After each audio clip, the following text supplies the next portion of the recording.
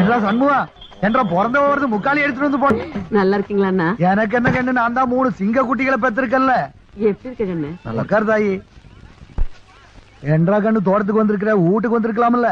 அப்படி என்ன தலை போற செய்தி? ஒண்ணும் இல்லைங்க அண்ணா, நாளைக்கு பஞ்சாயத்து. சரிங்க கண்ணு. வழக்கு எந்த பையன் மேலங்க அண்ணா? அதுவும் தெரியும் கண்ணு. நீங்க தான் தீர்ப்பு சொல்ல போறீங்க. நல்லா தெரியும் கண்ணு.